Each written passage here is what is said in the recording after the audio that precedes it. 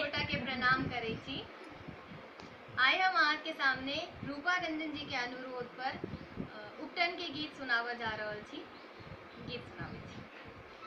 आजू सिया जी के उपटन लगाऊ, आजू सिया जी के उपटन लगाऊ, मंगल गीत सुनाऊ, उपटन लागी रही, मंगल गीत सुनाऊ, उपटन लागी रही। आजू सिया जी के उपटन लगाऊ, आजू सिया जी के उपटन लगाऊ, मंगल गीत सुनाऊ, उपटन लागी रही। कथी कटोरी में आगर चानन, कथी कटोरी में आगर चानन, कथी कटोरी फूलेल, उपटन लागी रही। कथी कटोरी में आगर चानन, कथी कटोरी में आगर चानन, कथी कटोरी फूलेल, उपटन लागी रही। आजू सिया जी के उपटन लगाऊ, आजू सिया जी के उपटन लगाऊ, मंगल गीत सुनाऊ, उपटन लागी रही। सोना कटोरी में आगर चानन, सोना कटोरी में आगर चानन, रूपे कटोरी फूलेल, उपटन लागी रही।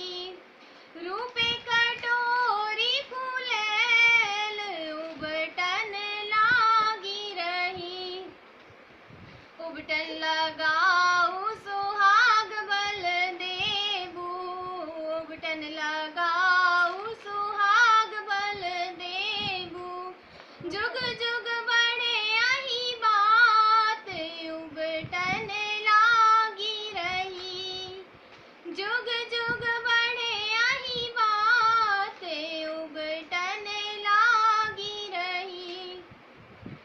आजू सिया जी के उपटन लगाबू, आजू सिया जी के उपटन लगाबू, मंगल गीत सुनाऊ, उपटन लागी रही। मंगल गीत सुनाऊ, उपटन लागी रही।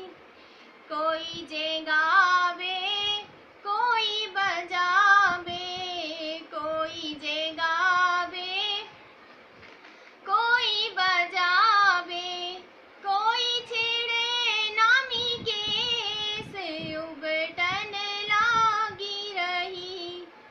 कोई छेड़े नामी केस, उपटन लागी रही।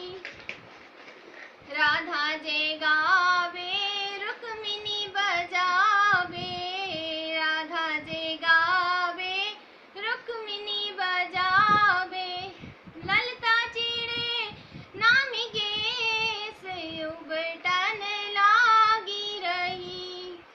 ललता चिड़े नामी केस, उपटन लागी रही। चुमबाए चललनी दादी सोहागिन, चुमबाए चललनी दादी सोहागिन, हुनका खोइचा में दुविधा, ने उपटन लागी रही। चुमबाए चललनी अम्मा सोहागिन, चुमबाए चललनी भाभी सोहागिन, हुनका खोइचा में दुविधा, ने उपटन लागी रही।